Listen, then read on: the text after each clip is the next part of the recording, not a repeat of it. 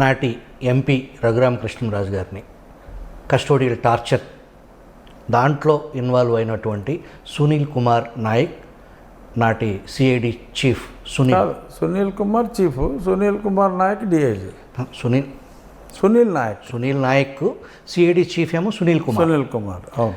వీళ్ళిద్దరు అరెస్టు ఆలస్యం అవడానికి కారణం ఏంటి రాజు గారు? అంటే ఐ థింక్ మెథాడికల్గా వీళ్ళు వెళ్తున్నారని అనుకుంటున్నా. ఎందుకంటే దేర్ హ్యాడ్ బీన్ ప్రోగ్రెస్ అయితే ఉంది. మిగిలిన కేసుల విచారణలో ఉన్నంత దూకుడు ఇక్కడ లేదు. కొంత నిదానంగా నడుస్తుంది, బట్ సక్రమంగానే నడుస్తుంది అనేది నా నమ్మకం. వాస్తవానికి ఇంకొక వాదన ఏంటంటే, మీ కేసులో ఆ పరిస్థితికి రావటానికి, ఆ కేసు ఈ పరిస్థితికి రావటానికి మీ వ్యక్తిగతమైన కృషి, మీరు కోర్టుల చుట్టూ దాన్ని వెంటాడి మీరు ఫాలో చేయటం బట్టే ఇది ఆ దశకు వచ్చింది. తదిమ ఏ కేసుల్లో కూడా మీ ప్రభుత్వంలో పోలీసు దూకుడు అంతంత మాత్రంగానే ఉంది. ఒకవేళ ఏదైనా కేసులు నమోదు చేసినప్పటికీ వాళ్ళకి బెయిల్ వచ్చే వరకు వేచి ఉండటం, అరెస్టు చేయకపోవటం, ఈవెన్ అరెస్టు చేసినా మళ్ళీ అలా వెళ్ళి ఇలా బయటకు వచ్చేదానికి సహకారం అనేది ఒక డిస్కషన్ నడుస్తుంది. దాంట్లో నిజం ఉందంటారా? మరి నా కేసు వరకు వచ్చేటప్పటికి మరి ముందుగా మరి విజయపాల్ని అరెస్ట్ చేయటం, అతనికి మూడోసారి కూడా రిమాండ్ పొడిగించడం జరిగింది. సో మరి ఇక్కడైతే అటువంటి, అంటే I can't disagree with your viewpoint. Sunil కుమార్ని కనీసం సస్పెండ్ అయినా చేసి ఉండాలి కదా అన్నదానికి ఎస్, అక్కడ కొంత డిసప్పాయింట్మెంట్ ఉంది. బట్ అరెస్ట్ త్వరలో ఉంటుందనే అనుకుంటున్నా. అందరూ చాలా క్లియర్గా సాక్ష్యాలు ఇచ్చినట్టు ఎక్కువ ప్రాముఖ్యత ఉన్న పత్రికల్లో కూడా వచ్చింది. వాళ్ళు సపోజ్ ఈనాడులో వచ్చింది, లేదా జ్యోతిలో వచ్చిందంటే ఎంతో కొంత నిజం తెలియకుండా రాయరు సాక్షిలాగా.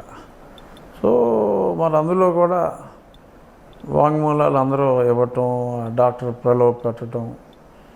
So collector high alert letter ఒకటి ముందే, నన్ను అరెస్ట్ చేయకముందే నా పేరు రాయకుండా ఎవడో విఐపీ వస్తాడు, గుండె జబ్బులు ఉన్న విఐపీ వస్తాడు, మీ కార్డియాలజీ టీం రెడీగా ఉండండి అని చెప్పి నా పేరు రాయకుండా రాసేయటం.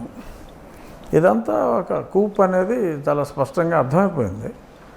బట్ ఏంటంటే రేపు కోర్టులో సాక్ష్యాధారాలు కూడా నిలబడాలంటే బలంగా ఉండాలి. కాబట్టి విజయపాల్ సాక్షాత్తు మీకు జరిగిన ఇన్సిడెంట్లో నాటి ఎంపీని కొడితేనే ఏం పీకలేకపోయారు, నువ్వెంతరా అని చెప్పేసి ఆ గళం ఘర్షణ ఛానల్కి సంబంధించిన ఎంగళరావు అని అన్నాడు. టీడీపీ కొడుతూ దాన్ని అతను కోర్టుకు కూడా 2.5 years బ్యాకే వెంగళరావు చెప్పాడు నాకు.